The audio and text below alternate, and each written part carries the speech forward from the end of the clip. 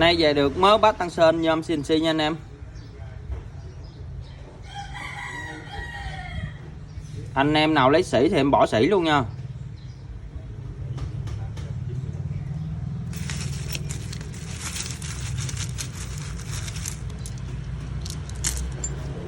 Bát rất là dày nha anh em.